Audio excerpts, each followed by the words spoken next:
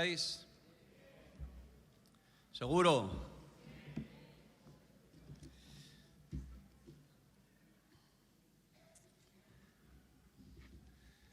Bueno, pues qué bueno es estar aquí en la iglesia, la presencia de Dios. Esta mañana me toca compartir la palabra. Vamos a orar, ¿vale? Padre, gracias por tu presencia aquí en esta mañana, Señor. Señor, gracias porque podíamos estar en tantos lugares, Señor, perdidos, Señor, andando y vagando, Señor, pero tú nos has traído aquí en esta mañana, Señor, para escuchar tu palabra, Señor. Te pido, Señor, que nos hables, Señor, que traigas un espíritu de quietud en medio de nosotros, Señor, que podamos ser conscientes, Señor, de que tú estás aquí con nosotros y de que tú tienes, Señor, algo para decirnos, Señor. Padre, te damos toda la gloria y toda la honra en el nombre de Jesús. Bueno, quería compartir algo de una parábola. Está en Lucas capítulo 15. Es una palabra que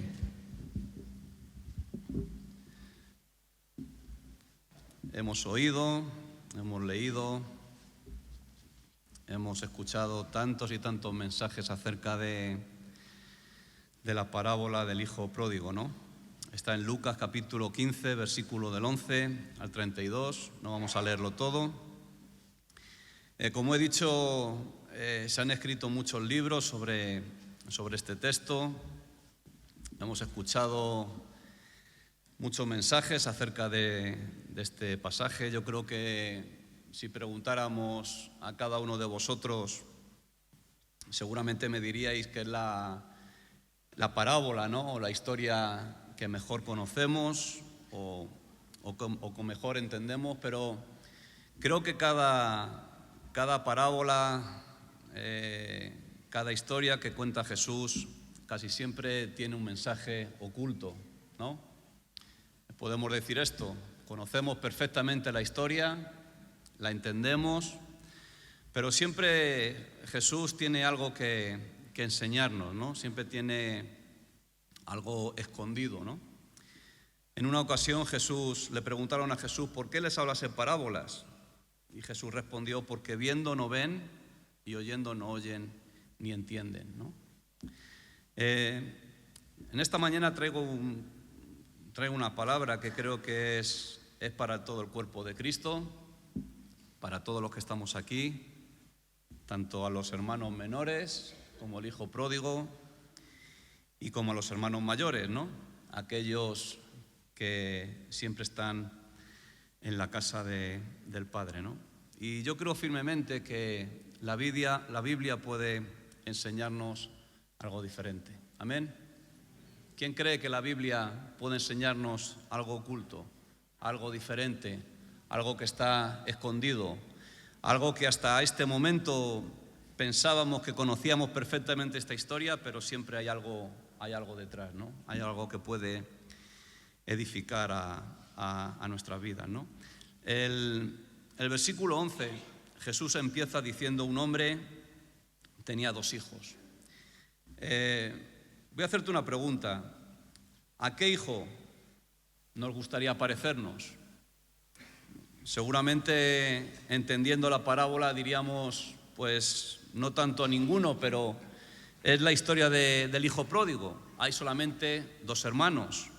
¿O a cuál nos parecemos más, no? No tenemos mucha elección, no hay un tercer hijo, o mejor dicho, no hay un tercer hermano que pudiéramos decir: me quiero parecer a este, ¿no? Yo creo que nuestras actitudes se ven reflejadas tanto en el hijo pródigo como en el hermano mayor, ¿no? Hay algunos que pueden parecerse más a un hijo pródigo, hay otros que podemos pensar que nos parecemos más al hermano mayor, aquel que estaba en la casa del Padre, pero seguramente muchos de nosotros manifestamos actitudes de los dos, ¿sí o no? Siempre manifestamos actitudes de los dos. La parábola se llama la parábola del hijo pródigo o el hijo perdido. Yo más bien no quiero añadir pero más bien se debería de llamar la parábola de los dos hijos perdidos, ¿no? Porque uno, como vamos a ver, no ha sabido guardar el corazón y el otro tampoco ha sabido consagrar y entregar el corazón a su padre. Los dos han entristecido el corazón del padre, uno por la desobediencia, uno por haber pedido el dinero, sus bienes, haberlos malgastado perdidamente, y el otro a pesar de su obediencia, ¿no? Una falsa o una aparente obediencia, ¿no? Tenemos que reconocer que son hijos muy singulares, no son personas que vemos alrededor de nosotros, que podemos escuchar historias acerca de ellos, son historias de hijos muy singulares, pero la verdad que el padre tampoco actúa de una forma normal, ¿no? Podemos decir que es una familia atípica, es una familia un poco anormal. Vemos un padre que no ejerce su autoridad, que no se preocupa de su dignidad, ¿no? Cuando el hijo pequeño le pide la parte de sus bienes que le corresponde, él no estaba con el derecho de darle esos bienes. Normalmente se le dan los bienes a los hijos cuando el padre muere y deja un testamento a sus hijos. Vemos un padre que no ejerce lo que nosotros tenemos en nuestra mente, lo que es un padre. No tiene autoridad sobre sus hijos, no demuestra dignidad, no intenta razonar con el hijo pequeño, no le hace ningún reproche y cede al capricho de su hijo. En el versículo 12 dice: y el menor de ellos dijo a su padre: Padre, dame la parte de los bienes que me corresponde, y le repartió los bienes. Vemos que el padre no hace nada porque su hijo se quede en la casa. Vemos que el padre no hace nada para que su hijo pueda recibir la bendición de estar en la casa del padre. No le reprocha, no cede ante las exigencias de su hijo, ¿no? Pero al final de la historia vemos que tampoco hace nada con el hijo mayor. Cuando el hijo pequeño vuelve, lleno de porquería, va a la casa del padre con una necesidad tan grande, había terminado sus días apacentando los cerdos, dice que comía las algarrobas que comían los cerdos. Podemos suponer el estado físico y anímico de este joven, que cuando vuelve a la casa, el padre hace una fiesta, ¿no? Y vemos cómo el hijo mayor se niega a participar de esa fiesta. Y vemos algo también atípico en lo que dice el padre en el versículo 28. Entonces se enojó el hijo mayor y no quería entrar. Salió por tanto su padre, ¿y qué dice?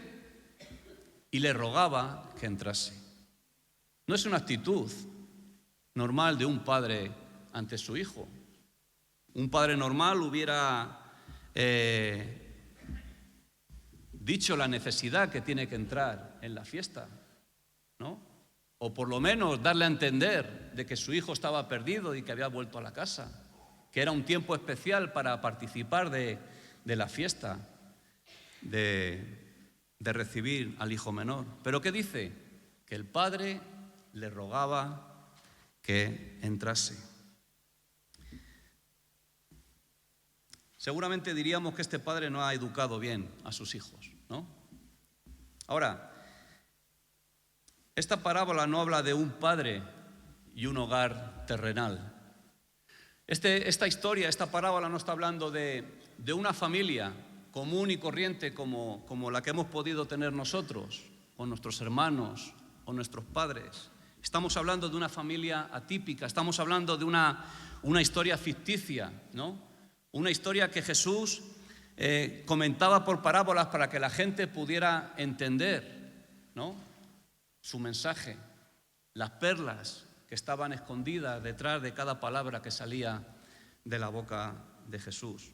Por eso estos padres, o este padre, estos hijos, no habla de un padre y un hogar terrenal.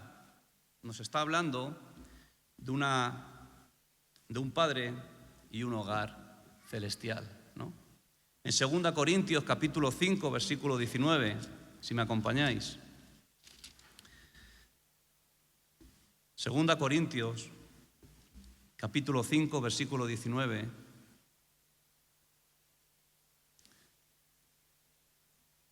Dice que Dios estaba en Cristo reconciliándonos consigo al mundo y no tomándoles en cuenta a los hombres sus pecados, y nos encargó a nosotros la palabra de la reconciliación. Me encanta esto, ¿no? Esta frase, ¿no? No tomándoles en cuenta a los hombres sus pecados. Tenemos un Dios que es un Dios de gracia. Tenemos un Dios que es un Dios de misericordia. Tenemos un Dios que es un Dios de amor. Nuestro Padre quiere que nosotros recibamos todos estos atributos. La gracia de Dios, vivir en la misericordia de Dios, vivir en el amor de Dios. Reconciliación es un aspecto de la obra redentora de Cristo. ¿Qué quiere decir? Es la restauración del pecador a la comunión con Dios. Es la reparación de nuestro pecado, de todo aquello que nos ha separado del Padre. Eso es reconciliación. El mundo necesita reconciliación, ¿sí? Tanto el hijo menor, que estaba alejado, fuera de la voluntad del Padre, necesitaba la reconciliación con el Padre. El hijo mayor, aunque estaba en la casa del Padre, el hijo mayor, aunque estaba beneficiándose de las cosas que había en la casa del Padre, también necesitaba reconciliarse con Dios. Por eso estamos hablando de un Padre que es diferente. ¿Estáis? Un Padre que es diferente. Un Padre que pide en lugar de mandar. Un Padre que da y que no espera cambio. Que no sabe decir que no, que perdona en lugar de castigar. Ese Padre no es de aquí, es el Padre que está en los cielos. Juan le describe con una palabra. ¿Cuál es? Primera de Juan 4:18. Dios es amor. Dios es amor. La única regla de la casa del Padre es el amor. El amor ágape, el amor sin condición, el amor sin recibir nada a cambio. Por eso, en esta mañana me gustaría que el Espíritu de Dios pudiera mover nuestras conciencias, ¿no? Sabemos perfectamente qué representa el hijo pródigo. Sabemos perfectamente qué representa el hijo mayor, ¿no? Muchas veces, aunque entendemos las cosas, las comprendemos, no calan y no cambian lo más profundo de nuestro corazón. Dice que la palabra de Dios es viva y eficaz. ¿Cuándo se hace viva y eficaz? Cuando entra, ¿no? Cuando penetra hasta lo más profundo de nuestros corazones. Cuando separa lo que son los sentimientos y las emociones. Dios no es una emoción, Dios no es un sentimiento. No venimos a la iglesia para que Dios toque nuestros sentimientos y nuestras emociones, ¿no? Venimos aquí porque Dios tiene mucho más. Dios tiene una palabra que vaya a donde se hace viva y donde se hace eficaz, que es en lo más profundo de nuestros corazones. Y pienso que cada palabra no nos tiene que dejar indiferentes, tiene que movernos algo dentro de nosotros, ¿no? Es un mensaje para todos, como he dicho, para todo el cuerpo de Cristo. Lucas nos describe la gente que estaba escuchando, ¿no? Lucas 15, vemos dos grupos de aquellos que estaban escuchando a Jesús hablar de esta parábola. Lucas capítulo 15, versículo 1 y 2 dice: se acercaban a Jesús todos los publicanos y pecadores para oírle, y los fariseos y los escribas murmuraban diciendo: este a los pecadores recibe y con ellos come. El hijo menor representa a los publicanos y los pecadores. ¿Quiénes eran los publicanos? Los publicanos eran cobradores de impuestos, eran judíos que trabajaban para los romanos. Entonces estaban muy mal vistos tanto por los judíos como por los romanos. La mayor de ellos eran corruptos, ¿no? eran odiados, eran repudiados por la sociedad. Los pecadores igual, ¿no? Jesús, acostumbramos a ver en los evangelios del tipo de gente que se relacionaba, ¿no? ¿Con quién? Con lo peor de la sociedad. Prostitutas, ladrones, siempre iba a lugares donde había una gran necesidad, donde había paralíticos, donde había endemoniados. Ese era el campo donde Jesús trataba, ¿no? Con los pecadores, ¿no? Los pecadores no mantenían las normas morales, no cumplían las normas de pureza de la ley. Los publicanos y los pecadores eran candidatos a perder los beneficios de la gracia de Dios. Ahora, si yo te preguntara, ¿nos parecemos al hijo pródigo? Seguramente muchos de nosotros diríamos que no. ¿Sí? Estamos en la casa del Padre. No estamos haciendo cosas indebidas. Mantenemos las normas morales, bíblicas, principios cristianos. Tratamos de andar conforme a la voluntad de Dios. Tratamos de tener la meta y el deseo de conocer cada día más a Jesús, de parecernos más a Jesús, ¿no? Pero si somos honestos, vamos a darnos cuenta que muchas de nuestras actitudes son parecidas al hijo pródigo. Todos tenemos una herencia en Adán, ¿no? ¿Qué pasó en Adán? Adán y Eva, cuando fueron engañados por la serpiente, ¿qué le dijo la serpiente? ¿No?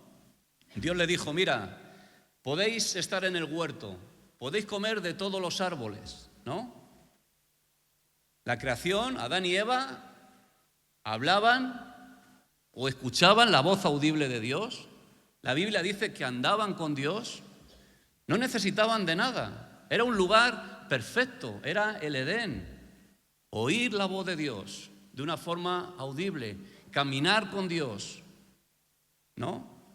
Tener autoridad sobre la creación, sobre los animales, sobre las plantas, sobre los peces, sobre las aves. Ese era el trabajo de Adán y Eva. Disfrutar de la presencia y de la comunión con Dios. ¿Qué pasó? Vino la serpiente, ¿no? Dios le dijo, mira, del árbol de la ciencia del bien y del mal no comeréis porque de cierto moriréis. Podéis hacer de todo, menos comer de ese árbol. ¿Qué les dijo la serpiente? No moriréis, sino ciertamente el día que probéis ese árbol, ¿qué dijo? Seréis como Dios. Y ese es el espíritu que muchas veces encontramos en la iglesia. Somos cristianos, somos creyentes, ¿no? Pero muchas veces queremos vivir nuestras vidas independiente de Dios. Queremos hacer nuestra propia voluntad. Queremos llevar una vida cristiana de apariencias. Aparentamos espiritualidad, aparentamos que estamos caminando con Dios, ¿no? Pero dentro de nosotros hay un espíritu adámico. Manifestamos las obras de Adán. ¿Y qué eran las obras de Adán? Ser su propio dueño, tener libertad por sí mismo, independiente de Dios. En eso consiste el pecado. ¿Qué es el pecado? Alejarte de Dios. Dice en el versículo 13 de la parábola, dice, no muchos días después, juntándolo todo, el hijo menor se fue lejos a una provincia apartada y allí desperdició sus bienes viviendo perdidamente. San Agustín hace una alusión a este versículo y dice que este lugar apartado o esta provincia apartada habla de un lugar donde Dios está olvidado. Donde Dios está olvidado.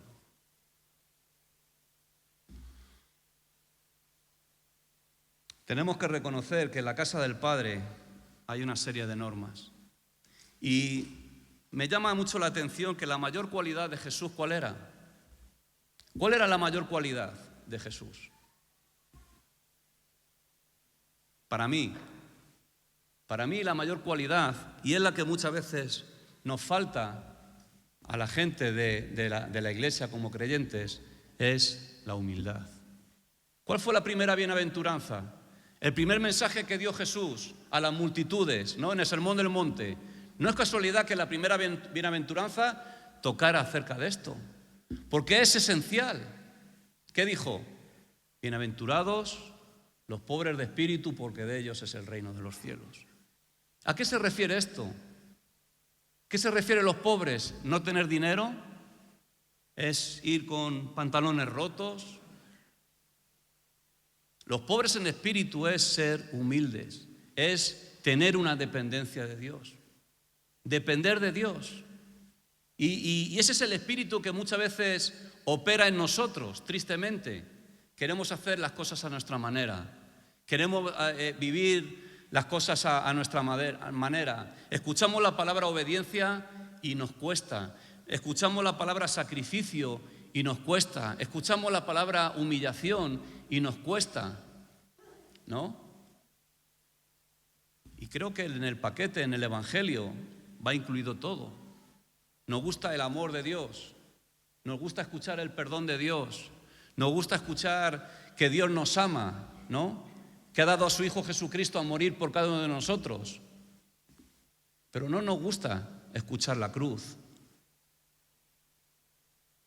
No nos gusta morir a nuestro yo, morir a nuestros pecados, morir a nuestro ego, morir a tantas y tantas cosas que traemos de nuestro pasado, ¿no? Un grupo, los publicanos y los pecadores, vemos representados por el hijo menor. El hijo mayor representa a los fariseos y a los escribas, todos aquellos que siempre están en la casa del Padre, ¿no? Ellos murmuraban y decían de Jesús: mira, este recibe y come con pecadores, ¿no? No se daban cuenta que esto era una señal de aceptación. Jesús vino para enseñarnos, para salvarnos y para enseñarnos el camino hacia el Padre. ¿Sí o no? El ministerio de Jesús engloba esto. Jesús vino aquí a la tierra para salvarnos, para cargar con todos nuestros pecados, para acercarnos a la casa del Padre. Lucas habla en Lucas capítulo 4 acerca del ministerio de Jesús. ¿Y quién son? ¿A quién iba dirigido el ministerio de Jesús? El ministerio de Jesús no iba dirigido a los perfectos, ¿no? No iba dirigido a los perfectos, no iba dirigido a los que no tienen problemas, no iba dirigido a los que se piensan que son santos espirituales. ¿Quiénes eran? El Espíritu de Dios está sobre mí, por cuanto me ha ungido a dar buenas nuevas a los pobres, a sanar a los quebrantados de corazón, a pregonar libertad a los cautivos, vista a los ciegos, a poner libertad a los oprimidos, a predicar el año agradable del Señor. Fue a esos. Muchas veces podemos pensar que somos como el hijo mayor. Tantos años estamos en la casa del Padre, ¿no? Hace 30 años me convertí. Hace 30 años vine como un hijo pródigo, ¿no? Y ahora no soy un hijo pródigo, soy el hijo mayor, estoy en la casa del Padre. Siempre he estado en la casa del Padre, recibiendo las bendiciones de lo que el Padre tiene para mí. Los fariseos creían ser los elegidos, los escogidos, ¿no? Parece que Dios había puesto sus ojos sobre ellos o había apuntado su dedo sobre ellos. Estos son los escogidos, los buenos, los fieles, los que se comportan, los que siempre están con el Padre. En el versículo 29 dice: mas él, respondiendo, dijo al Padre: he aquí tantos años te sirvo, no habiéndote desobedecido jamás, y nunca me has dado ni un cabrito para gozarme con mis amigos.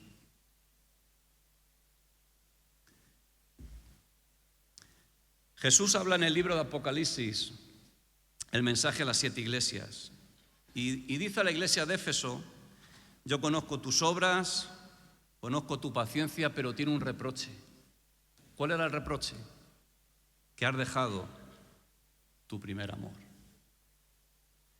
Creo que la palabra del hijo pródigo nos tiene que hablar a aquellos que se sienten como hijos pródigos y como a los hijos mayores.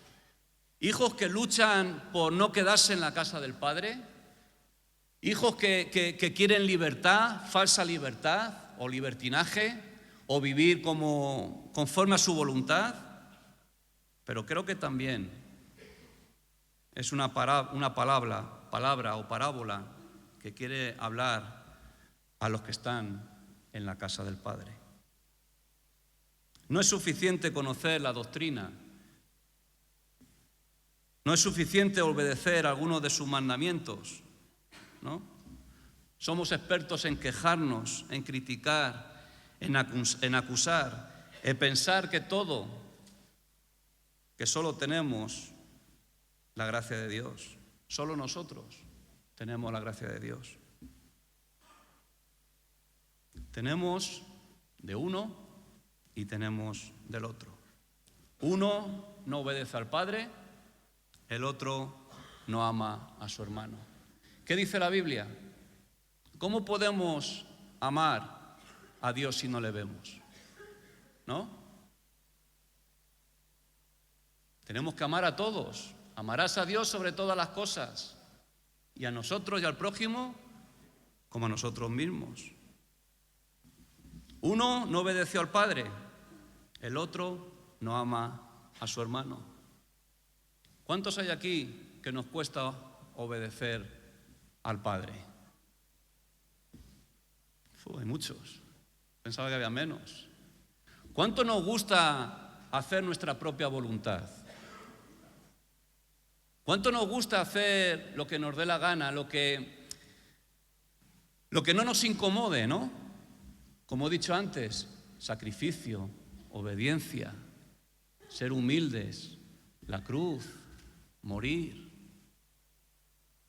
¿Cuánto nos cuesta hacer esto? El otro no ama a su hermano. ¿Cuántas veces ponemos verde al que está a nuestro lado? ¿Cuántas veces no actuamos con la gracia que Dios ha mostrado sobre nosotros? ¿Cuántas veces nos quejamos? ¿Cuántas veces criticamos? ¿Cuántas veces juzgamos al que está a nuestro lado?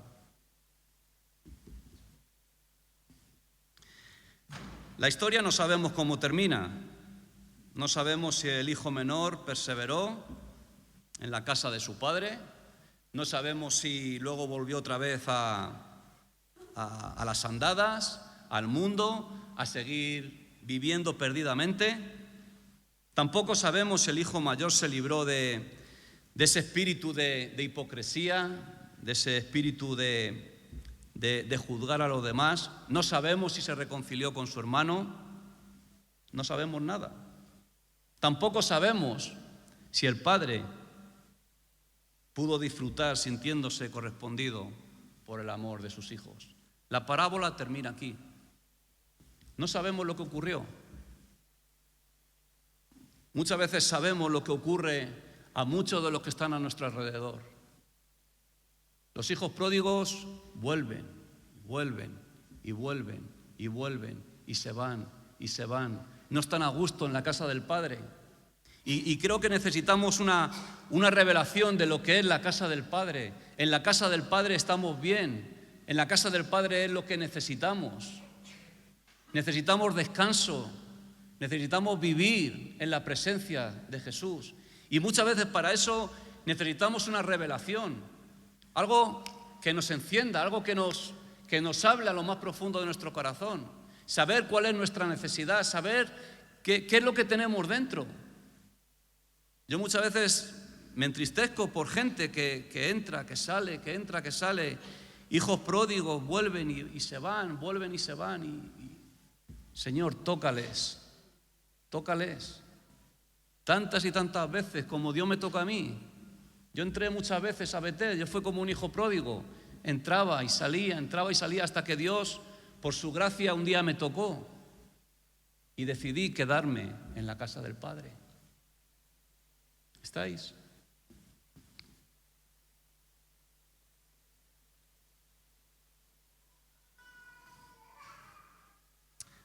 Para responder a nuestras dudas deberíamos ver otra historia. Y es otra historia ya no ficticia, es una historia real. Nos habla de un hermano mayor. ¿Sabes que todos tenemos un hermano mayor? ¿Sí? Jesús nos contó la parábola de 2 hijos. No se sabe de más. No había un tercero que podíamos referirnos, pero la Biblia habla y San Pablo habla de el primogénito de los hermanos. Tú y yo tenemos un hermano mayor. ¿Estáis? ¿Estás? A ese tenemos que buscar. A ese tenemos que seguir sus huellas. Ese es el hermano más importante que tiene que haber en nuestras vidas. ¿Estáis? Ese es el que nos abrió el camino, el que preparó el camino, el que nos abrió la puerta a la casa del Padre. A ese es el que tenemos que buscar. Si tú eres hijo pródigo, muere al hijo pródigo. Si tú eres el hermano mayor, muere al hermano mayor. Y que nazca en ti el primogénito de todos los hermanos. En Romanos capítulo 8, versículo 29. Romanos capítulo 8, versículo 29.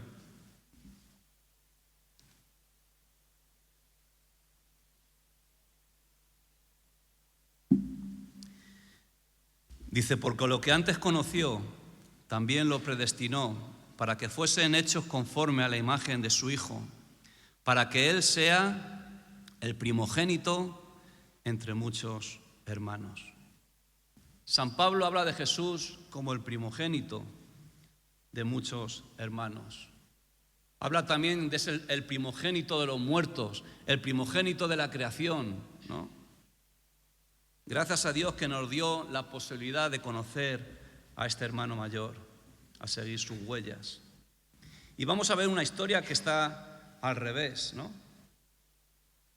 ¿Qué dijo el Padre acerca de Jesús? He ahí mi Hijo amado, en el cual tengo complacencia. Jesús siempre ha sido el motivo de felicidad de Dios. Jesús ha sido el motivo de felicidad de la casa del Padre. Ahora, la historia está al revés. El Hijo abandona la casa del Padre. No la abandona por cabezonería, sino porque su Padre le envía a una misión. Jesús está en la presencia de Dios. Jesús está a la diestra de Dios. Y Dios está viendo cómo está el mundo. Dios está viendo nuestros fracasos. Dios nos está viendo nuestras vidas tan perdidas, tan fracasadas, sin esperanza, ¿no? ¿Qué hizo Jesús? Se fue a un lugar mucho más lejano que el hijo pródigo cuando fue a malgastar sus bienes. Y como he dicho antes, no fue por cabezonería, sino porque su Padre le envía una misión. Jesús dijo, yo no he venido por mí mismo, sino que mi Padre me ha enviado. El hijo pródigo salió por su cabezonería, por su rebeldía, le pidió los bienes que le correspondían, los malgastó, pero Jesús hace algo diferente. El Padre le envía a un lugar muy lejano. Jesús estaba en la presencia de Dios. Jesús estaba al lado de Dios, disfrutando de la presencia del Padre, ¿no? Y Dios le manda a un lugar lejano, tan lejano como aquí en la tierra. Dejó sus atributos reales para hacerse como uno de nosotros. Para hacerse como uno de nosotros, con nuestras pruebas, con nuestras tentaciones, con nuestras dificultades. Jesús estuvo caminando entre nosotros. Jesús camina con nosotros ahora. 2000 años, su Espíritu Santo está dentro de nosotros. Jesús nos conoce, Jesús sabe por lo que estás pasando. Pablo habla de este hecho. la humillación de Cristo en Filipenses capítulo 2. Si me acompañáis o lo ponen en Filipenses capítulo 2, versículo 5. Dice: haya pues en vosotros este sentir que hubo también en Cristo Jesús, el cual, siendo en forma de Dios, no estimó el ser igual a Dios como cosa que aferrarse, sino que se despojó a sí mismo tomando forma de siervo, hecho semejante a los hombres, y estando en la condición de hombre se humilló a sí mismo, haciéndose obediente hasta la muerte y muerte en la cruz. Jesús, de estar en la presencia del Padre, en la casa del Padre, Dios le manda a andar, a vivir entre nosotros. Dice que se despojó a sí mismo y tomó forma de siervo. El Dios que ha creado los cielos y la tierra, el Dios que ha creado todo lo que nosotros podemos ver, dice que se despojó de todo y se hizo siervo.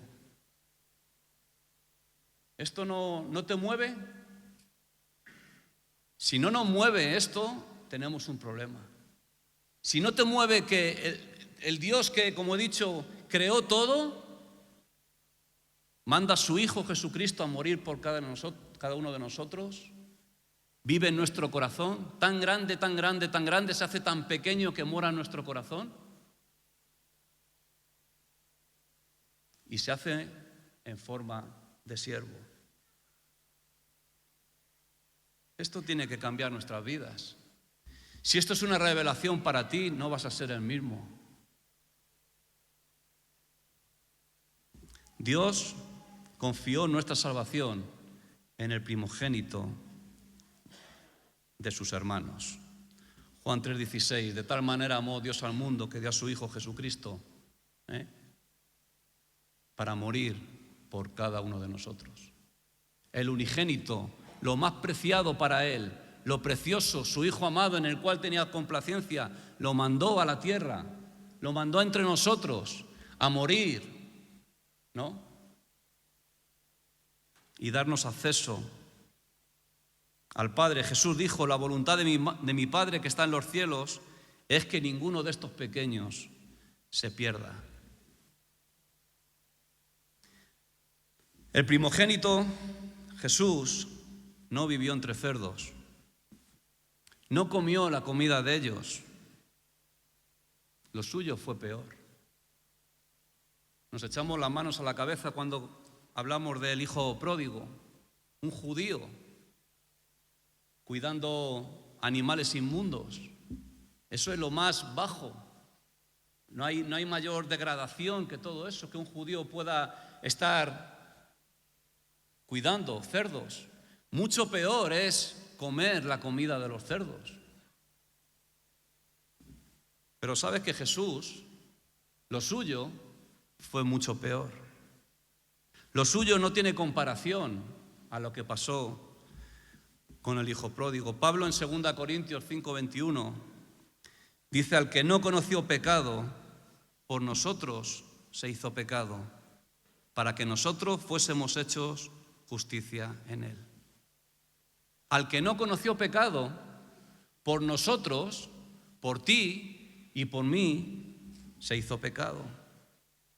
Jesús, el Hijo de Dios, santo, sin mancha, perfecto, cumplidor de la ley, cargó con nuestros pecados, cargó con nuestras mentiras, cargó con nuestras actitudes, aceptó soportar el castigo de toda la creación.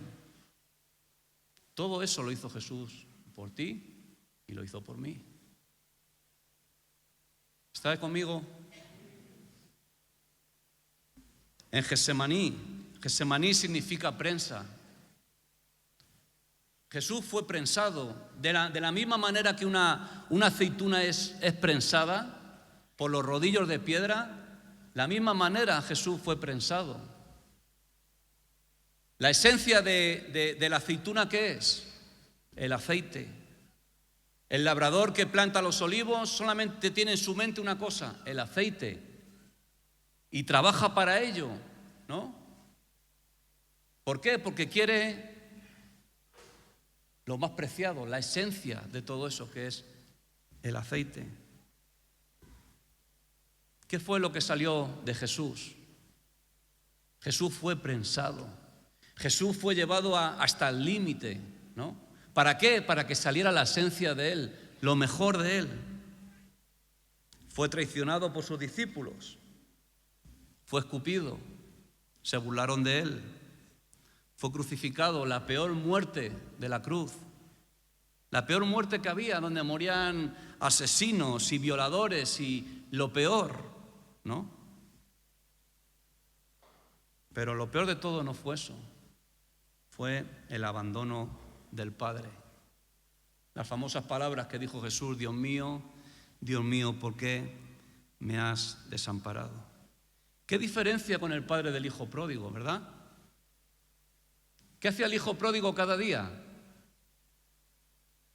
¿Qué hacía el padre del hijo pródigo? Cada día salía a la puerta de su finca, a la puerta de su casa, y miraba a lo lejos.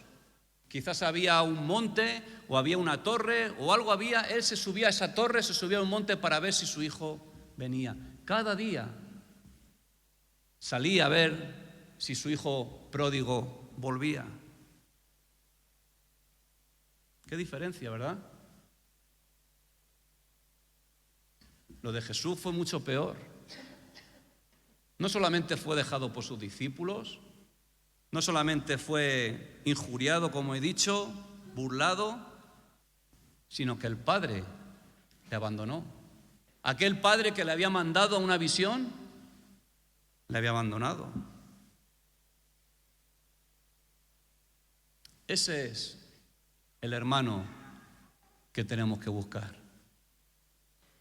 Ese es el hermano que tiene que reinar en nuestras vidas. Ese es el hermano que tiene que gobernar nuestras actitudes. No la independencia del hijo pródigo, no la falsa espiritualidad del hijo mayor. El primogénito de todos los hermanos. Cuando volvió el hijo se hizo fiesta, ¿no? Un banquete en la casa. El padre le recibió, dijo a su siervo: vamos a matar un buey, vamos a ponerle ropas limpias, una túnica, calzado, un anillo en sus manos. Cuando resucitó Jesús y volvió a la diestra del Padre, hay una fiesta continua por cada pecador que se arrepiente. Hay una fiesta continua. Creo que deberíamos de meditar un poco en la palabra, ¿no?, que hemos escuchado en esta mañana. El primogénito de todos los hermanos. A ese hay que buscar. A ese hay que seguir sus huellas. Dice que el que dice que anda en él debe andar como él anduvo. Son palabras fuertes. ¿Cuántos decimos muchas veces: yo ando en Jesús? A veces decimos esto, ¿no? Yo ando en Jesús, yo sigo a Jesús, yo soy un siervo de Jesús. Son palabras muy fuertes, son palabras muy, muy altas. El que dice que anda en Él o que permanece en Él debe andar como en anduvo. Amén. Vamos a ponernos de pie.